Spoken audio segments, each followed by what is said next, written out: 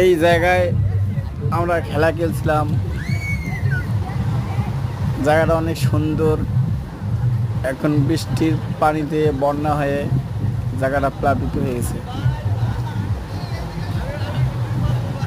অনেক সুন্দর। ক্রিকেট খেলছিলাম এই জায়গায়, এই গাছের নিচে।